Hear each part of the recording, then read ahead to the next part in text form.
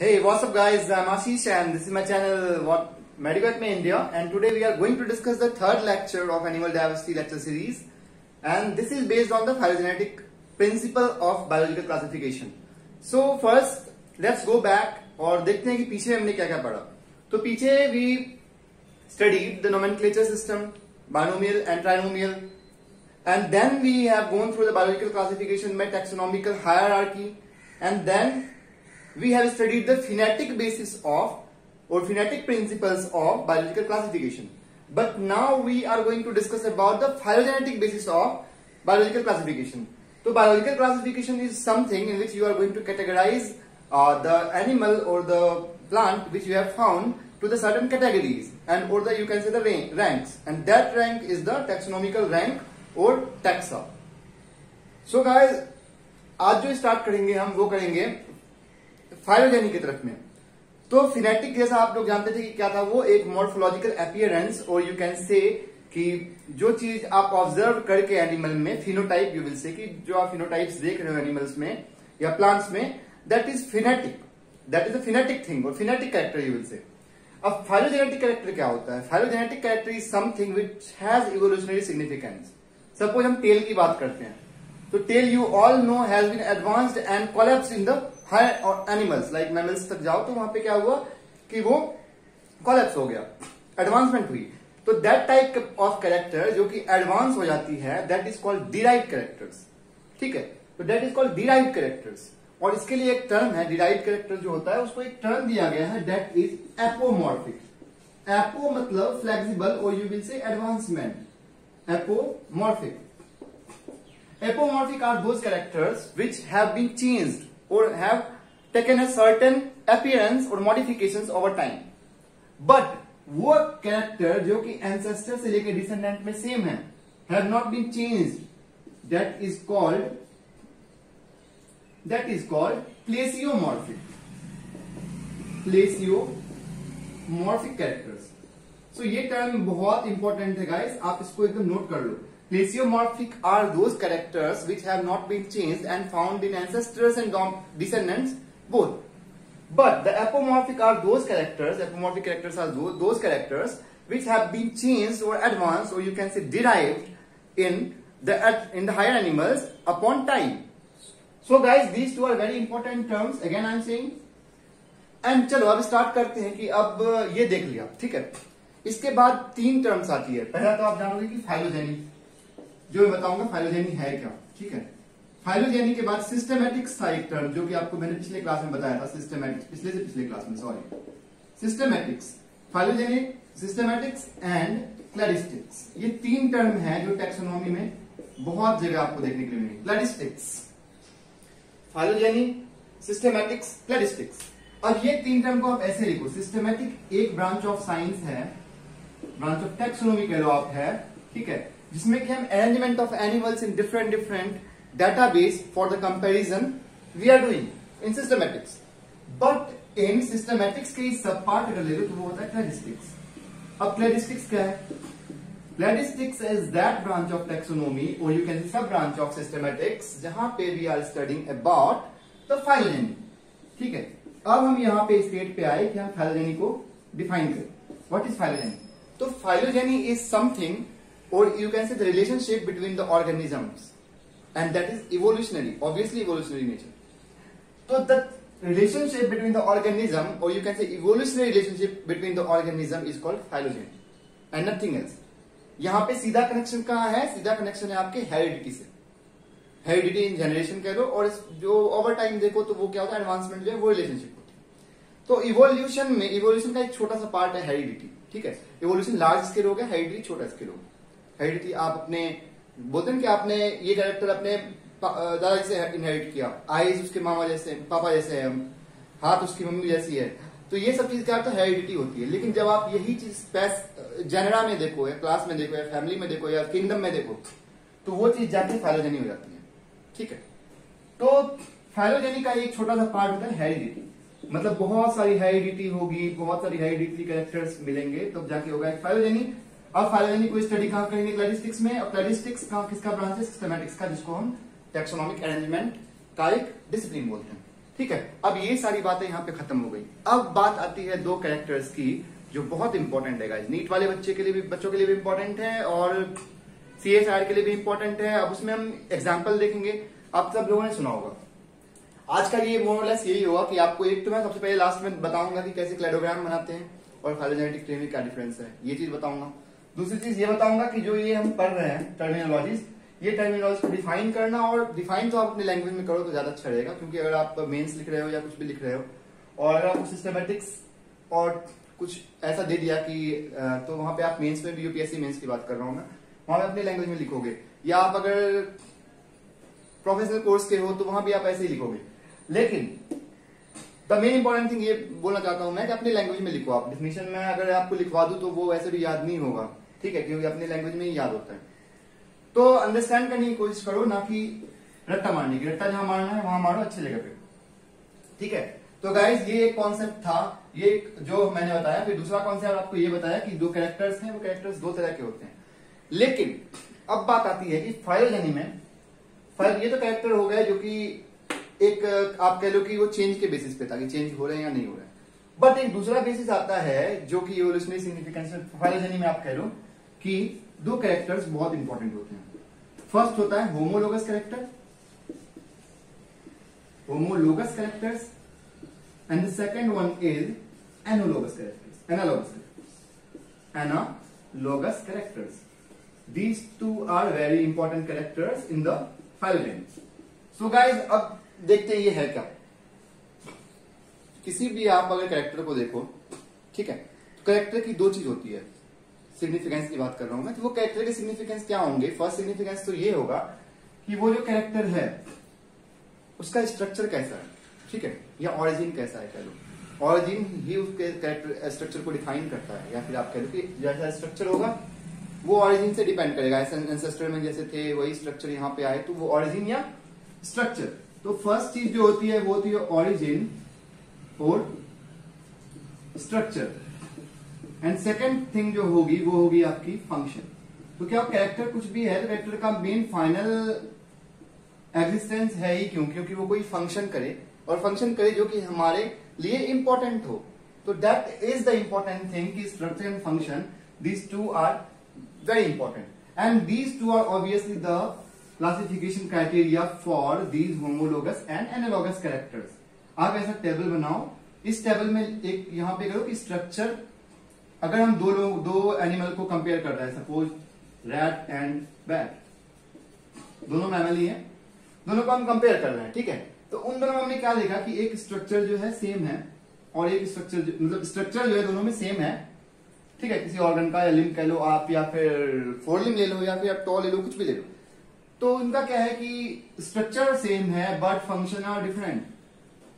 ये ऐसा नहीं होगा, दोनों मैमल हैं, बहुत करीबी रिश्तेदार है एक दूसरे के, तो यहाँ पे नहीं होगा। लेकिन अगर आप यही बटरफ्लाई और बैट की बात करो तो बहुत ज्यादा दूर है दोनों इवोल्यूशन में, है ना। एक अगर आपको थोड़ा सा भी आइडिया हो क्लासिफिकेशन का, तो एक इंसेक्ट होता है और एक यहाँ पे आके मैमल्स में होता है, तो इनमें तो ज्यादा डिफरेंस है। तो यहाँ पे क्या हुआ, अगर स्ट्रक्चर कोई ऑर्गन का सेम है और फंक्शन डिफरेंट है, मैं एग्जांपल दूंगा और एग्जांपल आप ये रट्टा मारने की कोशिश मत करो, आप समझने की कोशिश करो, आप वहां पे सॉल्व कर पाओगे। कभी कभी क्या होता है ना कि आपको एग्जांपल ही एक क्वेश्चन में मिल जाएगा, या फिर कभी मैचिंग टाइप में मिल जाएगा, होमोलोगस कैरेक्टर और एनालॉगस कैरेक्टर क्या है। ये एक इंपॉर्टेंट चीज यहाँ छूट गया, इसको होमोप्लासी भी बोलते हैं, ठीक है। एनालॉगस कैरेक्टर को होमोप्लासी बोलते हैं और होमोलोगस कैरेक्टर को होमोप्लासिस स्ट्रक्चर बोलते हैं। तो ये इंपॉर्टेंट है, आप याद रखना, होमोप्लासिस स्ट्रक्चर एनालॉगस स्ट्रक्चर दोनों सेम।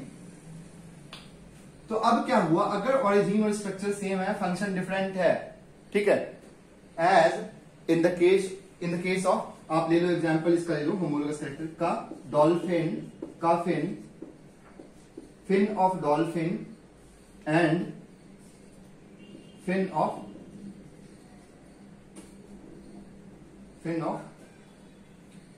या विंग ऑफ कह लो या फिन कह लो, एक ही बात को, विंग ऑफ बर्ड, ठीक है, दोनों का सेम है ना। ऑस्ट्रिच की बात कर रहा हूं या बर्ड में आप ऑस्ट्रिच रखो, और ऑस्ट्रिच के फिन और डॉल्फिन के फिन दोनों सेम है स्ट्रक्चरली, बट क्या डिफरेंट क्या दोनों में, डिफरेंस क्या दोनों में कि ये डॉल्फिन स्विमिंग में काम आएगा फिन, और बर्ड का विंग या ऑस्ट्रिच का विंग कह लो आप, तो वो बैलेंस के लिए काम आता है।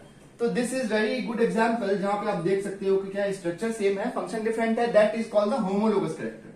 अब ये क्या है, होमोलोगस कैरेक्टर। एनालॉगस कैरेक्टर बिल्कुल इसका डिफरेंट कर दो, स्ट्रक्चर अलग है, फंक्शन सेम है। As in the case of butterfly which is insect, और यू कैन से कि वो ऑर्थ्रोपोड के इंसेक्टा सब क्लास में आता है, इंसेक्टा में आता है क्लास में, ठीक है। तो अब बटरफ्लाई एंड बैट के विंग को देख लो आप, बैट विंग की बात कर रहा हूं मैं, ठीक है। तो इन दोनों के विंग को देखो, they are structurally very different. एक क्या है, एक लिम्ब मॉडिफाई हो गया बैट में, ठीक है, और यहां पर उसका कोई लिम्ब का सिस्टम ही नहीं था क्योंकि वो तो इन्वर्टिब्रेट है, ठीक है। दोनों क्या है, स्ट्रक्चरली बहुत ज्यादा डिफरेंस है दोनों में, और जो आप देखो तो दोनों का काम क्या है, फ्लाइंग है, सेम है।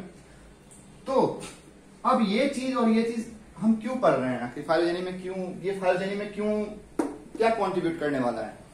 तो मेन इंपॉर्टेंट चीज, अब यहां पे एक बहुत इंपॉर्टेंट कॉन्सेप्ट आता है इवोल्यूशन का, दैट इज, आप हमेशा याद रखना जो मैं लिख रहा हूं यहां पे, वो होगा HDAC। HD को आप ऐसे समझो, ये ट्रिक भी समझ लो आप, हाई डेफिनेशन एयर कंडीशनर, ठीक है। एसी जो हम एसी घर में यूज करते हैं गर्मियों में, वही एसी है, ठीक है। ऐसा रखो HDAC। अब यहां पर आप इस ट्रिक से आप 2-3 क्वेश्चन सॉल्व कर सकते हो। कैसे, देखो, H4 होमोलोगस कैरेक्टर, और यू कैन से कि homology. Homologous character is different thing और होमोलॉजी इज रिलेशनशिप, ठीक है। जहां पे वो ये आता है ना GY, वो समझो कि आप रिलेशनशिप बता रहा है। इन हर जगह नहीं, कहीं पे स्टडी भी बताते हैं ये, लेकिन यहाँ पे आप ये रखो कि अगर ऐसे कैरेक्टर में पूछे तो ये वो उस रिलेशनशिप होगा, और कैरेक्टर तो कैरेक्टर होगा। ए इज एनालॉगी,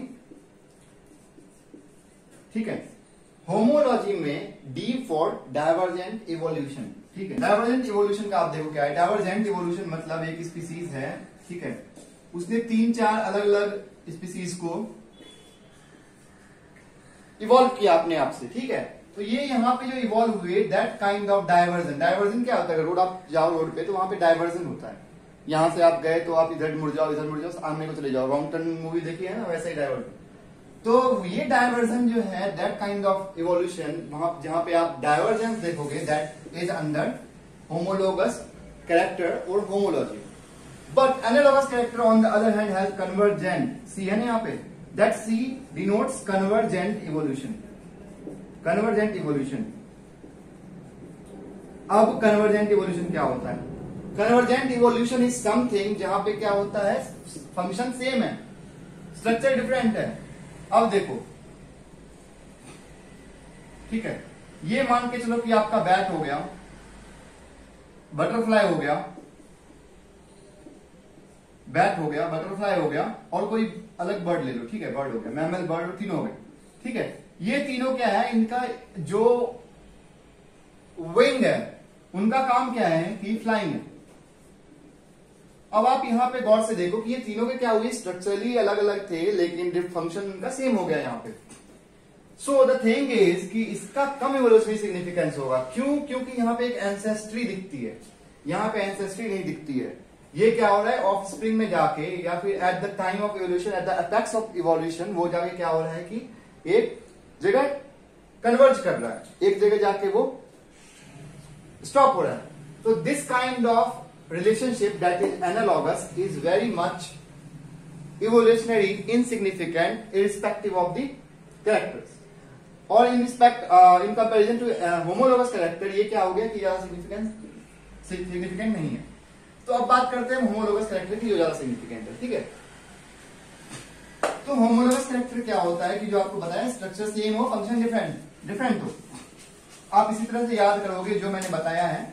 अब हम बात करने वाले हैं यहां पर कि जो फिनोग्राम बनाया था हमने, याद है ना आपको, तो उसी तरह यहां पे फाइलोजेनेटिक ट्री होता है और क्लैडोग्राम होता है, दो चीजें जो बनती है on the basis of phenetic phylogenetic characters. चलो, सेम प्रोसेस हम यहां पे यूज करेंगे जो वहां पे किया था, और ये वाली चीज जो मैं यहां बताया था, कन्वर्जेंट और डाइवर्जेंट इवोल्यूशन, होमोलॉजी के टर्म्स, वो बाद में देखेंगे, ठीक है, इसी फिनोग्राम के बाद देखेंगे।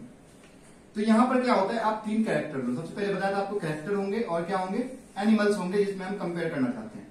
तो एनिमल में मैं यहाँ पे रखता हूं बटरफ्लाई, जो बहुत ज्यादा आज हमने चर्चा की है इसकी अपने क्लास में, तो फिर इसको ले लेते हैं, ठीक है। सेकंड हम लेते हैं शार्क, थर्ड लेते हैं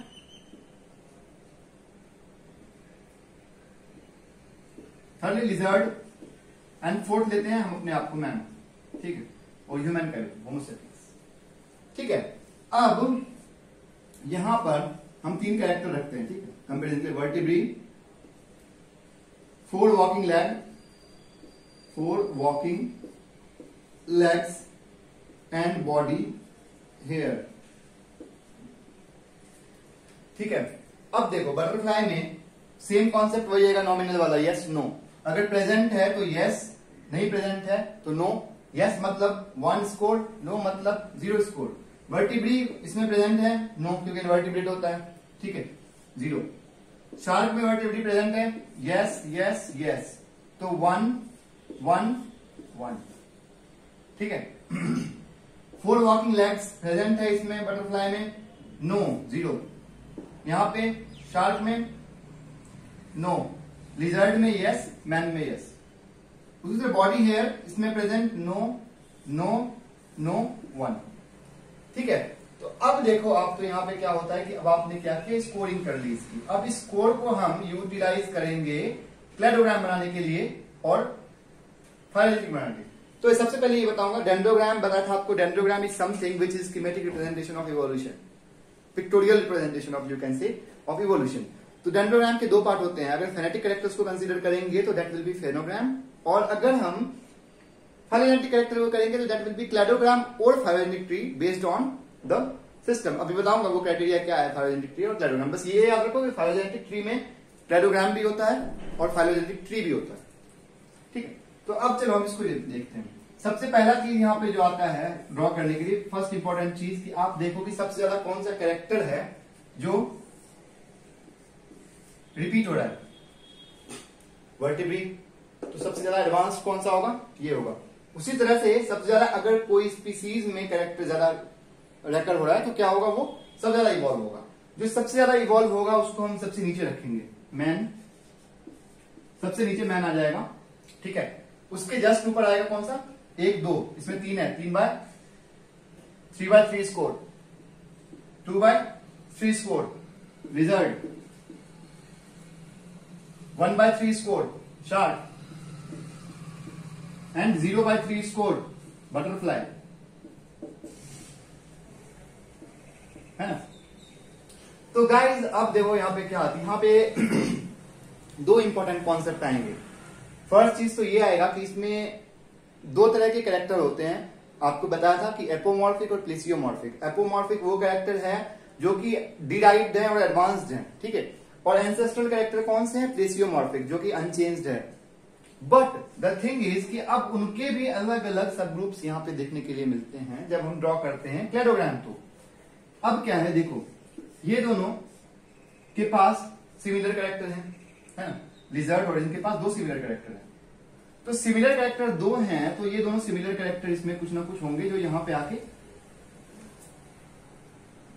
इनमें प्रेजेंट होंगे। तो ये 2 कैरेक्टर कौन से हैं जो इनमें प्रेजेंट हैं, ये है vertebrae and walking leg, 4 walking legs, ये दोनों में प्रेजेंट है, ठीक है। अभी दिखाता हूं मैं, अभी ये क्लेडोग्राम बनके तैयार होगा। अब देखो, अब ये क्या हुआ, ये दोनों इनसे रिलेशनशिप कम है, क्यों, क्योंकि ये अलग डाइवर्ज हुए जहां पे इनको ये दोनों कैरेक्टर देखने के लिए मिला, ठीक है। अब यहां पे जो एक कैरेक्टर होगा बॉडी हेयर, जो कि इन दोनों को क्या कर रहा है, सेग्रीगेट कर रहा है या क्लासिफाई करने के लिए कैरेक्टर है, बॉडी हेयर, बॉडी हेयर। अब इन दोनों को क्लासिफाई करने वाला एक और कैरेक्टर था, वो कौन सा था, ये था, sorry, 4 walking legs, 4 walking legs. ऐसे देखो तो यहां पे 4 कैरेक्टर आ जाएंगे, ये +2 होंगे और यहां पे 2 होंगे, यहां पे 1 होंगे। लेकिन अब ड्यू कोर्स ऑफ टाइम यहां पे कोई भी कैरेक्टर नहीं है जो कि सब में सिमिलर हो, तो इसीलिए क्या हुआ, इसको एक अलग लाइन में ये डाइवर्ज हो गया है और ये अलग अलग लाइन में डाइवर्ज हुआ है। The main thing to notice here is that कि जो ये character body hair which you have seen recently और you can say in the most advanced animal में जो चीज देखने को के लिए मिलेगी और जहां पे ये डाइवर्जेंस का क्राइटेरिया बनेगा, that type of character is known as the symplesiomorphic character. Symplesiomorphic character, plesiomorphic क्या था, प्लेसियोमॉर्फिक वेयर एंसेस्ट्रल कैरेक्टर, और सिम मतलब shared ancestral character, shared ancestral character, ठीक है। One second one was syn apo, syn ये syn था, ये syn है, synapomorphic character. Again यहां पे एपोमॉर्फिक कौन सा हो गया, डिराइव्ड और you can say advanced derived character, और सिन मतलब शेयर्ड। तो यहां पे दो तरह के कैरेक्टर्स बेस्ड ऑन इट आप देखें, shared derived character, shared ancestral character. ये टर्म बहुत इंपॉर्टेंट है, सीएसआई में आपको सेम टू सेम मिल जाएगा। अगर एक आप याद रखो प्लेसियोमॉर्फिक, सिम्प्लेसियोमॉर्फिक का, तो आप आराम से मैच कर लोगे। मैट्रिक टाइप में बहुत ज्यादा बार पूछते हैं ये, ठीक है, सीएसआई में। नीट में इसका इंपॉर्टेंस कुछ भी नहीं है। अब देखो बताता हूं मैं, अब क्या हुआ, ये कैरेक्टर जो कि इन दोनों के एंसेस्टर में प्रेजेंट है, तो एंसेस्टर में शेयर हो रहा है ये कैरेक्टर, तो शेयर्ड एंसेस्ट्रल कैरेक्टर। तो ये वाला कैरेक्टर जो है, जो इन दोनों के एंसेस्टर में प्रेजेंट है, दैट विल बी सिम्प्लेसियोमॉर्फिक कैरेक्टर, एसपीएमसी। अब ये कैरेक्टर जो कि दोनों को डिफाइन कर रहे हैं, यू विल से कि डिस्टिंग्विश कर रहे हैं, तो वो कैरेक्टर जो डिस्टिंग्विशिंग है और जहां पर कि क्या कर रहे हैं, दो एनिमल डिराइव हो रहे हैं जिस कैरेक्टर के बदौलत, तो that will be your share derive character, SDC. तो बॉडी हेयर क्या हो जाएगा, एक एसडीसी है, शेयर डिराइव कैरेक्टर है, और ये जो है शेयर्ड एंसेस्ट्रल कैरेक्टर है। मतलब एंसेस्ट्रल कैरेक्टर मतलब एंसेस्टर में और डिसेंडेंट्स में दोनों में शेयर हो रहे हैं वो कैरेक्टर, तो shared ancestral character. Share derive characters जो कि एंसेस्टर में नहीं है, बस डिसेंडेंट्स में, that is shared derive characters. अब यहां पर एक और इंपॉर्टेंट कॉन्सेप्ट आता है आउट ग्रुप कंपैरिजन और इन ग्रुप कंपैरिजन का, ठीक है। यहां पे इसलिए लिख रहा हूं मैं आउट ग्रुप क्योंकि ये आउट ग्रुप का है, इन ग्रुप मतलब इन ग्रुप। अब देखो, अब समझेंगे आउट ग्रुप और इन ग्रुप कंपैरिजन क्या है। आउट ग्रुप कंपैरिजन ऐसा कंपैरिजन है जहां पर कि वो अपने एंसेस्टर से कोई भी कैरेक्टर उनमें कॉमन नहीं होगा, ठीक है। अब यहां पर देखो क्या हो रहा है कि इसमें जो आप कैरेक्टर देखो, एक भी कैरेक्टर कॉमन था नहीं था, तो इसलिए इसको आउट ग्रुप बोलेंगे। आउट ग्रुप कंपैरिजन मतलब आउटलायर का कंपैरिजन, ये आउटलायर होगा अपने अपने। आउटलायर आपको पता है क्या होता है कि जो कि अलग हटके चले, मतलब दुनिया कहीं जा रही है, वो अलग कहीं जा रहा है, उसको आउटलायर बोलते हैं। तो वही है, ये इवोल्यूशन में कहीं और जा रहा है, वो कहीं और जा रहा है, तो दैट इज आउटलायर और आउट ग्रुप। और इन ग्रुप मतलब कि एक ग्रुप में है जहां पे कोई कैरेक्टर वो शेयर करते हुए नजर आते हैं, जैसे यहाँ पे शेयर करते हुए नजर आ रहे हैं, चाहे एटलीस्ट वन हो लेकिन शेयर करते हुए नजर आ रहे हैं, तो that is in group comparison. तो ये बहुत इंपॉर्टेंट कॉन्सेप्ट था आउट ग्रुप और इन ग्रुप का। सबसे मेन इंपॉर्टेंट इसमें ये है सिम्प्लेसियोमॉर्फिक और सिन एपोमॉर्फिक। उसके अलावे जो होमोलॉजी और एनालॉजी का वो था कॉन्सेप्ट बहुत इंपॉर्टेंट था। अब ये क्लैडोग्राम मैंने बनाया, ठीक है, जो ये बन के आया हमारे पास, ये क्लैडोग्राम है। अब ये फाइलोजेनेटिक ट्री से कैसे डिफरेंट है भैया, ये भी एक इंपॉर्टेंट क्वेश्चन। तो कुछ नहीं है, जो ये देखो, अब आपको बताया था कि ये जो होता है ये रूट होता है, ये नोड होगा, ठीक है, एक्सटर्नल नोड, ये इंटरनल नोड होगा, ये टर्मिनल नोड होगा, और ये क्या होगा, ब्रांच होगा, है ना, क्लैडोग्राम में उस दिन आपको बताया था। तो जो ब्रांच है, ब्रांच का length is directly proportional to the time by which they have diverged, then it is called phylogenetic tree. समझ में आया कुछ? चलो हिंदी में बोलता हूं। हिंदी में ये जो ब्रांच है ऑफ द डेंड्रोग्राम, अगर डेंड्रोग्राम के ब्रांच का लेंथ अगर आपके टाइम ऑफ इवोल्यूशन को डिनोट करे तो वो फाइलोजेनेटिक ट्री होगा, वरना क्लैडोग्राम होगा।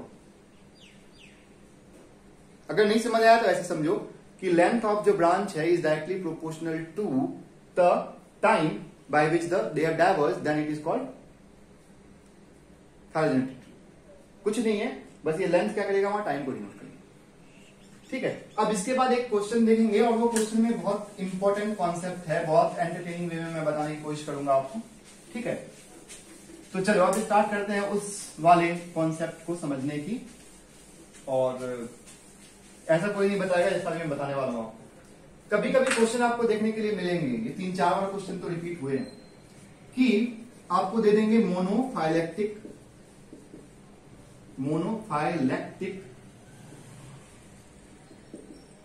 पैराफाइलेक्टिक एंड पॉलीफाइलेक्टिक ग्रुप, पॉलीफाइलेक्टिक क्लेड। अब ये है क्या भैया, ये तीनों टर्म? ये तीनों टर्म होता है क्लैडिस्टिक्स के अंदर। आपको पता है क्लैडिस्टिक्स 2 चीज से बनी है, क्लैडिस्टिक्स क्लेड और स्टिक्स। क्लेड्स मतलब क्लेड्स और प्लस क्लेड की स्टडी इज क्लैडिस्टिक्स। क्लेड क्या होता है? Clade is the group of similar organisms. ठीक है, तो उस क्लेड सिमिलर ऑर्गेनिज्म का एक क्लेड हो गया। क्लेड 1 में जो ऑर्गेनिज्म होंगे वो सिमिलर होंगे, क्लेड 2 में जो होंगे वो अपने आप में सिमिलर होंगे। सिर्फ डिफरेंट डिफरेंट क्लेड्स होते हैं। तो ये क्लेड्स का टाइप है। अब इस क्लेड में क्या है, मान के चलो कि अगर अब ये 3 टर्म है, इनको आपको दे देंगे मिलाने के लिए मैचिंग टाइप में, तो कैसे मिलाओगे आप इसको? अब देखो कैसे मिलाएंगे। मोनोफाइलेक्टिक को अगर डिफाइन करूं तो ये सारे आपको क्लेडोग्राम में दिखेंगे। चलो एक क्लेडोग्राम बना लेता हूं पहले। क्लेडोग्राम या फिलोग्राम दोनों में से किसी में भी आपको ये देखने के लिए मिल सकता है। चलो ठीक है, A B C D these 4 are the E F these 6 are the individuals in the cladogram। अब क्या होता है देखो, मोनोफाइलेक्टिक मतलब ज्वाइंट फैमिली। मैं आपको ये इंटरटेनिंग वे में बता रहा हूं, इसका कोई वो नहीं है, मतलब एक टेक्स्ट बुक से कोई इसका रिलेवेंस नहीं है। मोनो मतलब सिंगल, फाइलेटिक मतलब फाइलोजेनी। ठीक है, अब देखो सिंगल फाइलोजेनी में क्या होता है, ज्वाइंट फैमिली है यहाँ पे। इसलिए ज्वाइंट फैमिली बोल रहा हूं क्योंकि यहाँ पे एक फैमिली में एंसेस्टर भी होंगे और उसके डिसेंडेंट्स भी होंगे। सारे डिसेंडेंट्स होंगे और सारे एंसेस्टर्स होंगे एक ही फैमिली में, लीनिएज में। तो ये लीनिएज का टाइप भी है। आप क्लेड मतलब एक तरह से लीनिएज भी समझो आप। ठीक है, तो लीनिएज के टाइप में फाइलोजेनेटिक में मोनोफाइलोजेनिक, पैराफाइलोजेनिक एंड पैराफाइलेक्टिक एंड पॉलीफाइलेक्टिक, ये 3 है। एंसेस्टर प्लस डिसेंडेंट्स अगर एक क्लेड में है तो दैट विल बी मोनोफाइलेक्टिक, और यू विल से कि ज्वाइंट फैमिली। जैसा होता है ज्वाइंट फैमिली में कि बच्चे भी हैं, दादाजी भी हैं, पापा भी हैं, सब हैं, तो मिलजुल के खुशी परिवार में जी रहे हैं, तो दैट इज ज्वाइंट फैमिली में। तो ये है मोनोफाइलेक्टिक। पैराफाइलेक्टिक, पैरा मतलब आपको पता है बाउंड्री होता है। अब क्या किया इन्होंने, बाउंड्री लाइन लगा दिया। बड़े लोगों ने क्या किया, बाउंड्री लाइन लगा दिया भाई। अब यहाँ पे फ्यू डिसेंडेंट्स होंगे जो कि डिसेंट्स हैं, बहुत अच्छे बच्चे हैं, वो रहेंगे, बाकी जो है उनको भगा देंगे घर से। तो उनको घर निकाला दे दिया, भैया अब तुम हमारे लायक नहीं हो, तुम हमारे बच्चों को भी बर्बाद कर दोगे, नशेड़ी हो तुम, भाग जाओ। तो उन सारे लोगों को भगा दिया। तो यहाँ पे फ्यू डिसेंडेंट्स, सारे डिसेंडेंट्स नहीं है, फ्यू डिसेंडेंट्स है, दैट इज पैराफाइलेक्टिक। ठीक है, अब इसी तरह पॉलीफाइलेक्टिक, आज के जमाने में क्या होता है, बोलते दुनिया बिखर रही है, फैमिली बिखर रही है, तो बिखरी हुई फैमिली है। पॉली मतलब बहुत सारे टुकड़े बन गए फैमिली के। तो ये आज की फैमिली हो गई। यहां पे क्या होगा, एंसेस्टर ही नहीं होगा, no ancestors but few descendants होंगे। अब देखो ये सेम टू सेम आज की दुनिया को डिनोट कर रही है। कैसे? डिसेंडेंट्स में क्या, जिसके पास जो बच्चे हैं, जो आपके देखो चाचा ताऊ भाई बहन, जो जिसके पास मनी है, पार है, वो क्या क्या छोटे लोगों को दबा के भगा दिया घर से। तो ये वही काम किए हैं। बच्चे भी हैं, लेकिन जो बच्चे ज्यादा पावरफुल हैं वो यहाँ पे रह रहे हैं। अपने माँ बाप को तो भगा ही दिया, जाओ भैया ओल्ड एज ऑर्फन में, ओल्ड एज होम में। तो ये काम किया इन्होंने। तो ये 3 कॉन्सेप्ट है जो बहुत इंपॉर्टेंट है, आप इसको ऐसे ही याद रखो। मोनो तो ज्वाइंट फैमिली, ज्वाइंट में मतलब सब होंगे। पैराफाइलेटिक बाउंड्री लगा दिया, बाउंड्री लगा दिया तो फ्यू डिसेंडेंट्स जो खराब थे उनको भगा दिया, नशेड़ी थे, बंगेरी थे, भगा दिया उनको। ठीक है, पॉलीफाइलेक्टिक जहां पे बिखरा हुआ है, तो यहाँ पे क्या एंसेस्टर नहीं है, बहुत सारे बच्चे हैं। अब इसको डिनोट कैसे करेंगे, दैट इज इंपॉर्टेंट, और ये भी क्वेश्चन में कभी कभी आते हैं। एक तरह का क्वेश्चन तो ये हो गया। दूसरे तरह का क्वेश्चन, अब इसको क्या करेंगे, आपको ये कि डेंड्रोग्राम बना देंगे, बोलेंगे इसमें आप डिनोट करो कि कौन सा क्या है। तो अब देखो, अब ये चीज मान के चलो ये है, ठीक है, जहां पर क्या है कि एंसेस्टर भी है और बच्चे भी हैं, सारे बच्चे हैं, तो इट विल बी कॉल्ड, बताओ, मोनोफाइलेक्टिक। ये हो गया मोनोफाइलेक्टिक, जिसमें बच्चे भी हैं एंसेस्टर भी है। अब क्या किया, ये एफ का बच्चा जो था ये बहुत खराब था, ये एफ नाम का बच्चा बहुत खराब था। एफ मतलब फालतू, तो ये फालतू था, इसको हटा दिया, बोला जाओ भाई फालतू लोगों के लिए जगह नहीं है हमारे पास। अब जो ये बन के, आप तीनों डायग्राम अलग अलग बनाओगे, ठीक है, ये जो बन के आया ये है पैराफाइलेक्टिक, ठीक है। एक डिसेंडेंट भगा दिया तो फ्यू डिसेंडेंट्स भगा दिया, फ्यू डिसेंडेंट्स बचे हैं, बाकी को फालतू को भगा दिया। अब क्या हो रहा है, जो थर्ड वाला आएगा, थर्ड वाले में आप अलग अलग डायग्राम बनाना प्लीज, वरना कंफ्यूज हो जाओगे। अब क्या किया, ये तीन आ गए, ये तीन जब आ गए डिसेंडेंट्स, अपने माँ बाप को, एंसेस्टर्स को तो भगा ही दिया, साथ में जो फालतू बच्चे थे उनको भी भगा दिया, इनके नजर में फालतू थे, हो सकता है ठीक हो। तो वही आज के जमाने में यही है, ये वाली फैमिली आज के जमाने में मिलती है। तो यहाँ क्या है कि पॉलीफाइलेक्टिक हो गया। पॉलीफाइलेक्टिक मतलब नो एंसेस्टर, एंसेस्टर आपको कहीं देखने को मिला, फ्यू डिसेंडेंट्स हैं। तो this type of you can say lineage system is known as phyletic. और फाइलेक्टिक में तीन फाइलेक्टिक इंपॉर्टेंट है जो आपको क्वेश्चन के वे में बताने की कोशिश है। सीएसआर का बहुत इंपॉर्टेंट क्वेश्चन है ये, गेट का बहुत इंपॉर्टेंट क्वेश्चन है ये, और डीबीटी में भी पूछ ही देंगे आजकल, ठीक है। क्या आजकल मिक्स कर दिया डीबीटी को भी, तो आज भी पूछ सकते हैं वहां। तो please remember all these things, these way very relevant and very important events. तो चलो ठीक है, आज का क्लास यहीं पे खत्म करते हैं, और thank you guys. Please video अच्छा लगा तो लाइक करना, सब्सक्राइब करो, शेयर करो मेरे वीडियो को, और सब्सक्राइब मोस्ट इंपॉर्टेंट भाई कर दो, क्योंकि बहुत कम सब्सक्राइबर है भाई, ठीक है। Thank you guys.